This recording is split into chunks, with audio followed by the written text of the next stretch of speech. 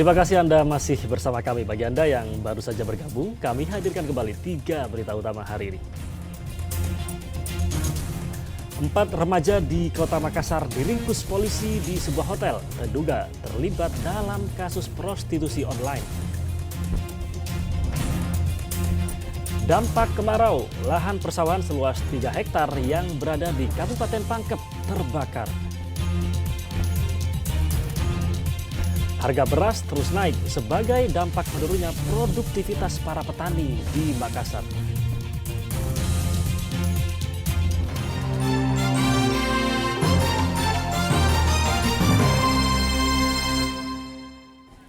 Dinas Tanaman Pangan, Hortikultura dan Perkebunan Kabupaten Sinjai melakukan langkah antisipasi untuk mencegah gagal panen. Salah satunya adalah dengan pembuatan embung di kawasan Kecamatan Sinjai Barat.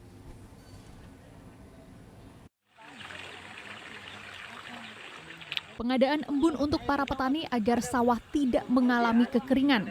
Itulah salah satu upaya untuk mengantisipasi puncak kemarau sebagai dampak El Nino. Kegiatan itu dilakukan oleh Dinas Tanaman Pangan, Hortikultura dan Perkebunan Kabupaten Sinjai pada Rabu siang.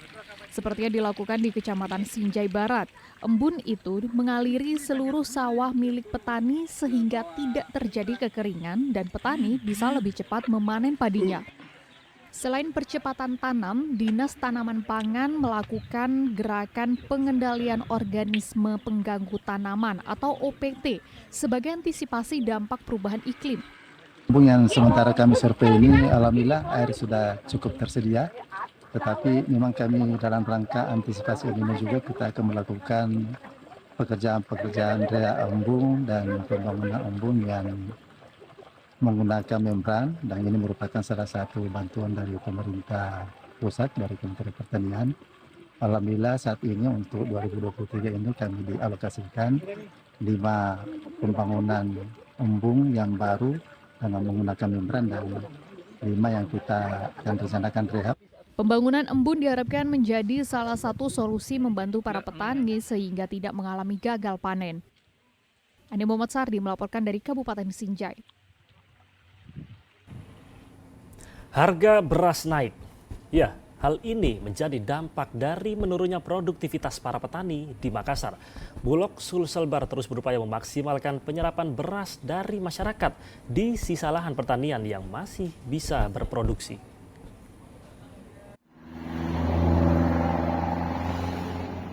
Gagal panen dirasakan para petani di sejumlah daerah, khususnya Sulawesi Selatan. Kekeringan terjadi karena kurangnya pasokan air untuk mengairi sawah mereka. Hal ini juga berdampak pada para pedagang, seperti di salah satu pasar modern Terong yang berada di Jalan Gunung Bawah Karaeng, Kota Makassar. Akibat menurunnya produktivitas para petani, harga beras di pasar melonjak naik. Seperti harga beras kualitas premium dan medium mengalami kenaikan secara bertahap yang dimulai sejak 3 pekan lalu. Harga beras premium dan medium yang dulunya Rp11.000 kini menjadi Rp12.500 per liternya. Sementara untuk beras kemasan 25 kg berbagai merek naik berkisar Rp10.000 hingga Rp20.000 dengan harga jual kemasan 25 kilo seharga Rp320.000.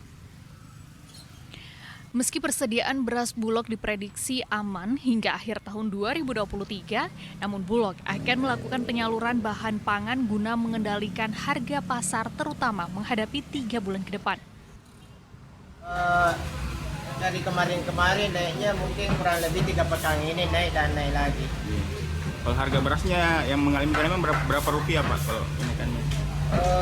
Mungkin beras kenaikannya itu dari 300 sampai 500. Rp500 atau apa? Per kilonya. Per kilo. Iya. Kalau harga beras sekarang berapa Pak dijual yang? Harga penjualan sekarang biasanya itu kita jual 325, sekarang 345 sampai 350. Situasi pasar ini paling enggak lebih kurang 10.000 akan kita salurkan sampai di Desember. Pak, untuk wilayah sendiri yang masih produktif di dampak El Nino ini dalam menghasilkan beras, wilayah mana saja? Ada berapa wilayah? Untuk saat ini memang yang lagi masih ada panen itu di wilayah Sidrap, di wilayah Bone, di wilayah Wajo, Pinrang itu masih ada panen.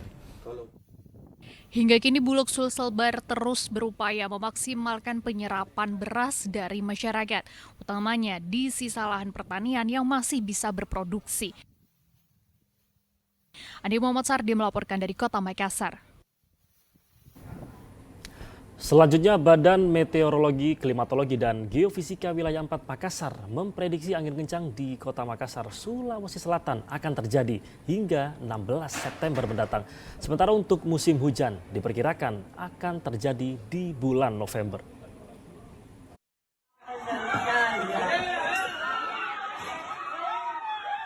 Angin kencang terjadi di Kota Makassar dan sekitarnya sejak beberapa hari terakhir. Bahkan membuat salah satu atap sekolah terangkat. Dahan pohon juga berterbangan. Badan Meteorologi, Klimatologi, dan Geofisika Wilayah 4 Kota Makassar memprediksi angin kencang akan terjadi hingga 16 September mendatang. Dari pantauan kecepatan angin ini dapat mencapai 60 km per jam. Terkait angin kencang ini, aktivitas penerbangan dikatakan perlu melakukan kewaspadaan, begitupun dengan potensi penyebaran kebakaran. Angin yang bertiup di wilayah sekitar Sulawesi Selatan berkisar antara 30 sampai 45 knot seperti itu.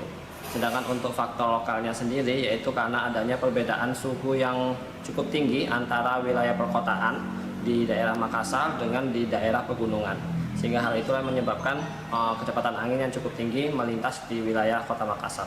Itu umum terjadi di musim kemarau seperti ini atau seperti apa Pak? Atau masuk peralihan atau seperti apa? Ya, ini karena adanya kedua faktor tadi yaitu faktor regional dan faktor lokal yang menyebabkan peningkatan kecepatan di wilayah Makassar. Sementara itu untuk cuaca di Sulawesi Selatan, saat ini dikatakan telah memasuki puncak musim kemarau. Untuk musim hujan diperkirakan akan terjadi di bulan November mendatang.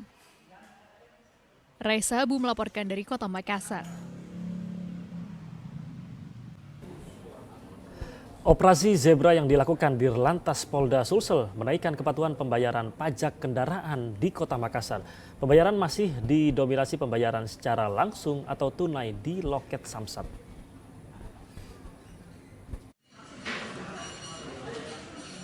Melonjaknya pembayaran pajak terjadi di kantor Unit Pelaksanaan Tugas Sistem Administrasi Manunggala, Satu Atap atau Samsat, Kota Makassar 1. Hal ini terjadi selama 4 hari pelaksanaan operasi Zebra.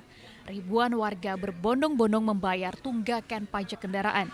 Kenaikan pembayaran pajak kendaraan mencapai 1,2 miliar rupiah dalam 4 hari. Hal ini terjadi selama pelaksanaan operasi Zebra.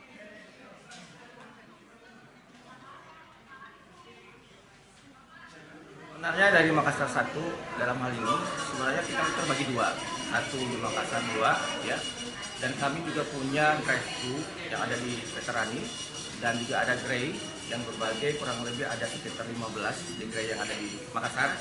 Itu membuat masyarakat membantu melakukan pembayaran. Alhamdulillah untuk wajib pajak menimbulkan kesadaran yang signifikan sehingga menimbulkan rasa untuk membayarnya, Mbak. Sehingga peningkatan untuk pembayaran bisa meningkat.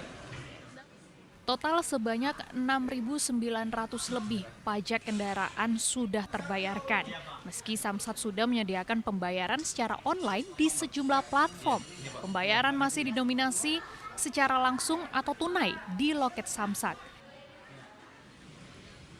Andi Muhammad Sardi melaporkan dari Kota Makassar.